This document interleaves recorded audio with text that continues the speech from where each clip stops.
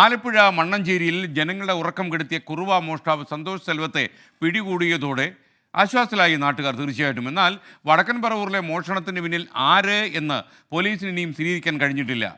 പറവൂരിൽ drone പരിശോധന നടത്തി police.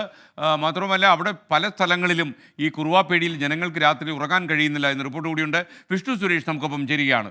Vishnu, ഈ വടക്കൻ പറവൂരിലെ കാര്യം കാര്യം നമ്മുടെ മണ്ണഞ്ചേരിക്കാർക്കും പൂർണ്ണമായിട്ട് ഭീതി ഒഴിഞ്ഞിട്ടില്ല.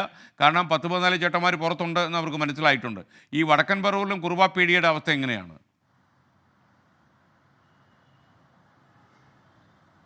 എസ്കെൻ, വടക്കം പറവൂരിൽ കുറുവ സംഘമാണോ എന്ന് പോലീസിന് പോലും സ്ഥിരീകരിക്കാനായിട്ടില്ല. പോലീസ് അതുമായി ബന്ധപ്പെട്ടുള്ള പരിശോധനകൾ നടത്തുന്നുണ്ട്.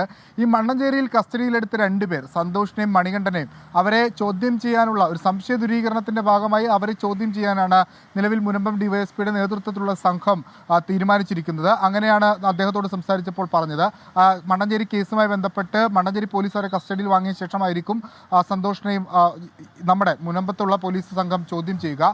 ഒപ്പം ഇന്ന് ഏറ്റവും പ്രധാനപ്പെട്ട നടപടി അവിടെ ഉണ്ടായത് ഡ്രോൺ പരിശോധനയാണ്. പ്രത്യേകിച്ച് ചേന്ദമംഗലം, പറവൂർ മേഖലകളിലെ ഒറ്റപ്പെട്ട കാടുകളും അതോടൊപ്പം വീടുകളും അവിടെയൊക്കെ ഇവർ ഒളിച്ചിരിക്കാനുള്ള സാധ്യതയുണ്ട് എന്ന് കണ്ടുകൊണ്ടാണ് ഇന്ന് രാവിലെ അവിടെ ഡ്രോൺ പരിശോധന നടത്തിയത്. വൈകിട്ടും ഡ്രോൺ പരിശോധനയ്ക്കുള്ള സാധ്യതയുണ്ട്.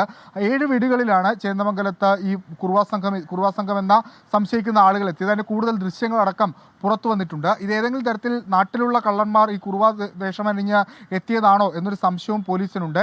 ഉടൻ തന്നെ ഏകദേശം ഒരു 3 ദിവസത്തിനകം തന്നെ ഈ പ്രതികളെ പിടികൂടും, അവരിലേക്ക് എത്താൻ സാധിക്കുമെന്നൊരു പ്രതീക്ഷയും അന്വേഷണ സംഘം പങ്കുവെക്കുന്നുണ്ട്. നാട്ടുകാർക്ക് ആശങ്ക ഇപ്പോഴും ഒഴിഞ്ഞിട്ടില്ല. കാരണം ഈ 3 മണി പുലർച്ചെയൊക്കെ വീട്ടിൽ ആരാണ് എത്തുന്നതും തങ്ങളുടെ വാതിലുകൾ പൊളിക്കുന്നത് ആരാണെന്നുള്ള കാര്യത്തിൽ ഒരു വ്യക്തത അവർക്ക് എത്തിയിട്ടില്ല. പോലീസും ജനകീയ സമിതിയും എല്ലാം ചേർത്ത് പ്രത്യേക സ്ക്വാഡൊക്കെ ചേർത്ത് പരിശോധനകളൊക്കെ നടക്കുന്നുണ്ട്. അപ്പോഴും ഇതാര് എന്ന ചോദ്യത്തിന് ഇനിയും ഉത്തരം ലഭ്യമായിട്ടില്ല വടക്കം പറവൂരിൽ. എസ്കെ.